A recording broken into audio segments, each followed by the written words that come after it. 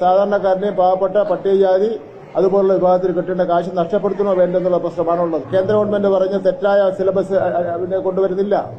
കേന്ദ്ര ഗവൺമെന്റ് പറയുന്ന തെറ്റായ മറ്റൊരു മാർഗങ്ങളും നമുക്ക് തെറ്റും തോന്നുന്ന ഒരു മാർഗങ്ങളും സ്വീകരിക്കുന്നില്ല. PMC പദ്ധതി നടപ്പിലാക്കിയില്ല എന്നുള്ളത് കൊണ്ട് നമുക്ക് SSK എന്ന് പറഞ്ഞ പ്രസ്ഥാനത്തിന് 1500ഓളം വരുന്ന കോടി രൂപ തരേണ്ടത് അത് നഷ്ടപ്പെടുത്താതിരിക്കാൻ വേണ്ടിയുള്ള നിലപാട് മാത്രമേ സ്വീകരിക്കുന്നുള്ളൂ.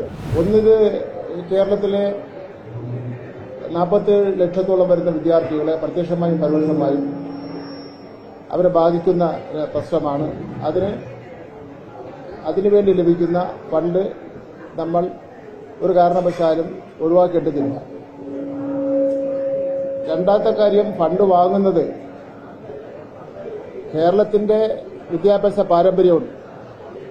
മതേതരത്വം, സാമ്രാജ്യത്വ വിരുദ്ധമായിട്ടുള്ള നിലപാട്, അതുപോലെ തന്നെ വർഗീയതയ്ക്കെതിരായിട്ടുള്ള നിലപാട്, ഇതെല്ലാം നമ്മുടെ പാഠപുസ്തകത്തിലുള്ള കാര്യങ്ങളാണ്.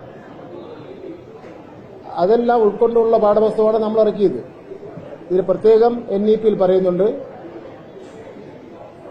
പാഠപുസ്തകം ഇറക്കുന്നതിന് വേണ്ടിയുള്ള എല്ലാ അധികാരങ്ങളും സംസ്ഥാന ഗവൺമെന്റിനാണ്. സംസ്ഥാന ഗവൺമെന്റിന്റെ SCERT സ്ഥാപനത്തിനാണ്. അപ്പം അതുകൊണ്ട് അതിനെ സംബന്ധിച്ചിടത്തോളം ഉത്കണ്ഠ വരേണ്ട കാര്യം ഇല്ല. മറ്റൊരു കാര്യം, ഈ NEP തന്നെ ആദ്യം പറയുന്ന 8 കാര്യങ്ങളുണ്ട്. പൊതുവിദ്യാഭ്യാസ സംബന്ധിച്ചിടത്തോളം പറഞ്ഞ 8 കാര്യങ്ങൾ. ആ 8 കാര്യങ്ങളിൽ പല കാര്യങ്ങളും കേരള ഗവൺമെന്റ് നടപ്പിലാക്കിയ കാര്യങ്ങളാണ്. അതെല്ലാം പൊതുവിൽ പറഞ്ഞു വരുന്നത് സ്കൂൾ വിദ്യാഭ്യാസ സ്ഥാപനങ്ങളുടെ അടിസ്ഥാന സൗകര്യം മെച്ചപ്പെടുത്തുന്നതുമായിട്ട് ബന്ധപ്പെട്ടാണ്. മറ്റൊരു കാര്യം, ഒരു സംശയം ഇന്നലെ ഉന്നയിച്ചത്, ഇതൊരു എഗ്രിമെന്റ് വെച്ചു കഴിഞ്ഞാൽ പിന്നെ ഒരിക്കലും ആ എഗ്രിമെന്റിൽ നിന്ന് പിന്മാറാൻ പറ്റില്ലെന്നുള്ളതാണ്.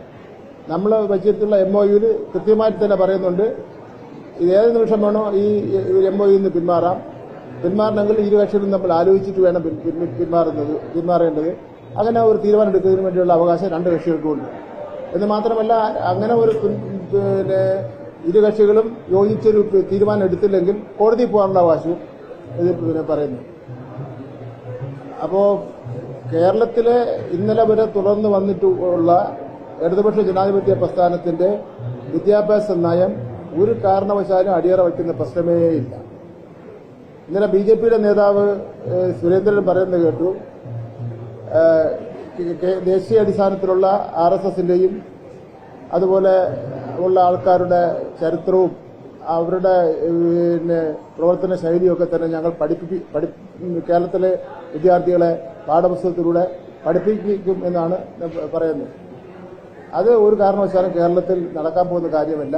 അത് സുരേന്ദ്രന്റെ സ്വപ്നം മാത്രമാണെന്ന് സൂചിപ്പിക്കാൻ വേണ്ടി ഞാൻ ആഗ്രഹിക്കുക. കേരളത്തിൽ 1 മുതൽ 10 വരെയുള്ള ക്ലാസ്സിലെ പാഠപുസ്തകം പ്രിന്റ് ചെയ്ത് കഴിഞ്ഞ് അതുപോലെ മനസ്സിലാക്കാനാണ് പറയുന്നത്. 3,80,00,000 പാഠപുസ്തകങ്ങൾ പ്രിന്റ് ചെയ്ത് ചരിത്രം സൃഷ്ടിച്ചുകൊണ്ട് 3 മാസങ്ങൾക്ക് മുമ്പ് കേരളത്തിലെ കുട്ടികൾ കൊടുത്തു. 11ാം ക്ലാസ്സിലെയും 12ാം ക്ലാസ്സിലെയും പാഠപുസ്തകം ഓൺ ദി പ്രോസസ്സാണ്. അത് അടുത്ത അധ്യയന വർഷം പുതുക്കിയ പാഠപുസ്തകമായിരിക്കും കൊടുക്കുന്നത്. കേന്ദ്ര ഗവൺമെന്റ് തന്നെ തെറ്റായ ഒരു നിലപാട് പാഠപുസ്തകത്തിന്റെ ഉള്ളടക്കത്തിൽ സ്വീകരിച്ച അവസരത്തിൽ ബദൽ പാഠപുസ്തകം ഇറക്കി. ആ ബദൽ പാഠപുസ്തകത്തിന്റെ അടിസ്ഥാനത്തിൽ പരീക്ഷ പോലും സംസ്ഥാന ഗവൺമെന്റ് നടത്തിയതാണ്.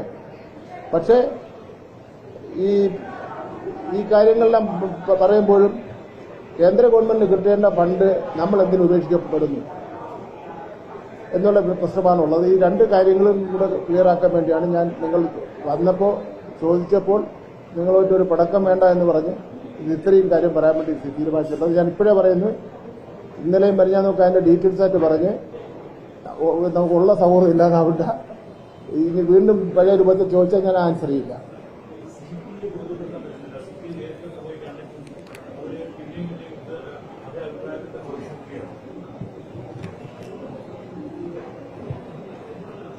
അവർ നേതാക്കന്മാർ തമ്മിൽ തീരുമാനിച്ചോട്ട് ഇന്നലത്തിലാണ് പറഞ്ഞതാണല്ലോ. അതിൽ കൂടുതൽ എനിക്കൊന്ന് പറയാൻ പറ്റും.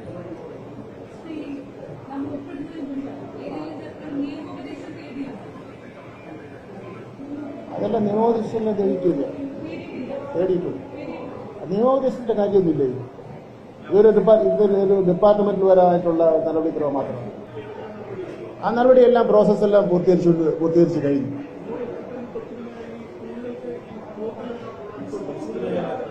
ഞാൻ ഇന്നലെ പറഞ്ഞല്ലോ PM ശ്രീ പദ്ധതി യഥാർത്ഥത്തിൽ കേരളത്തിൽ നമുക്ക് അതിന്റെ ആവശ്യമില്ല. 165 സ്കൂളുകൾ തിരഞ്ഞെടുത്തിട്ടുണ്ട്. നമുക്ക് അവിടെ അതിന്റെ ആവശ്യമില്ല. നമുക്ക് തരേണ്ടത് PM ശ്രീ പദ്ധതി നടപ്പിലാക്കിയില്ല എന്നുള്ളത് കൊണ്ട് നമുക്ക് SSK എന്ന് പറഞ്ഞ പ്രസ്ഥാനത്തിന് 1500ഓളം വരുന്ന കോടി രൂപ തരേണ്ടത് അത് നഷ്ടപ്പെടുത്താതിരിക്കാൻ വേണ്ടിയുള്ള നിലപാട് മാത്രമേ സ്വീകരിക്കുന്നുള്ളൂ. അതിനാ നമ്മൾ നഷ്ടപ്പെടുത്തുന്നു എന്നുള്ള പ്രശ്നമാണുള്ളത്. നമ്മൾ അവരുടെ കേന്ദ്ര ഗവൺമെന്റ് പറഞ്ഞ തെറ്റായ സിലബസ് കൊണ്ടുവരുന്നില്ല. കേന്ദ്ര ഗവൺമെന്റ് പറയുന്ന തെറ്റായ മറ്റൊരു മാർഗങ്ങളും നമുക്ക് തെറ്റും തോന്നുന്ന ഒരു മാർഗങ്ങളും സ്വീകരിക്കുന്നില്ല. ഇവിടെ നമുക്ക് 1500 കോടി രൂപ സാധാരണക്കാരനെ പാവപ്പെട്ട പട്ടികജാതി അതുപോലുള്ള വിഭാഗത്തിൽ കിട്ടേണ്ട കാശ് നഷ്ടപ്പെടുത്തണോ വേണ്ടെന്നുള്ള പ്രശ്നമാണുള്ളത്. നഷ്ടപ്പെടുത്താൻ പാടില്ലെന്നുള്ളതാണ് എഡ്യൂക്കേഷൻ ഡിപ്പാർട്ട്മെന്റ് ചിന്തിക്കുന്നത്. ഫസ്റ്റ് ഗഡു ഉടനെ കിട്ടും.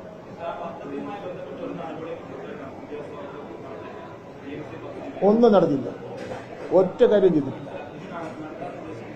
ഇനിയും നമുക്ക് നടത്താൻ വേണ്ടി ഉദ്ദേശിക്കുന്നില്ല. ഇനി എന്താ അവരുടെ സമീപനം നോക്കട്ടെ.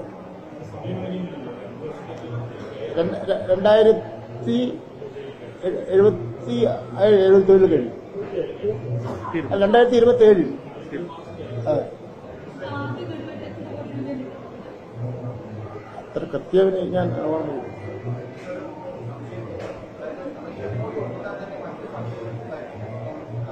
അതെ അതെ, നമുക്ക് 2-3 ഇനത്തിലുള്ള ഫണ്ടുണ്ട്. SSKയുടെ ഫണ്ടുണ്ട്, പിന്നെ വേറെന്താ സ്റ്റാർസ് പദ്ധതിയുടെ ഫണ്ടുണ്ട്. SSKയുടെ ഭാഗമാണ് സ്റ്റാർസ് പദ്ധതി. സ്റ്റാർസ് പദ്ധതിയിലേക്ക് എന്ന് പറഞ്ഞാൽ ഇപ്പൊ തന്നെ ഈ വർണ്ണക്കൂടാരം 150ഓളം വരുന്ന വർണ്ണക്കൂടാരം ഉണ്ട്. പിന്നെ നമ്മുടെ കുട്ടികളുടെ ഒരു സുഖമില്ലാത്ത ഭിന്നശേഷി കുട്ടികളും അതുപോലെ ഓട്ടിസം ബാധിച്ച കുട്ടികളുടെയൊക്കെ ചികിത്സയ്ക്കൊക്കെ ഈ ഫണ്ടാണ് ഉപയോഗിക്കുന്നത്. ഓട്ടിസം ബാധിച്ച കുട്ടികൾക്കും ചികിത്സയ്ക്ക് വേണ്ടിയുള്ള ഓട്ടിസം സെന്റേഴ്സിനെ സംരക്ഷിക്കുന്ന ഈ ഫണ്ട് ഉപയോഗിച്ചാണ് 2 മാസക്കാലമായി അവർക്ക് ആർക്കും ശമ്പളം കൊടുക്കുന്നില്ല.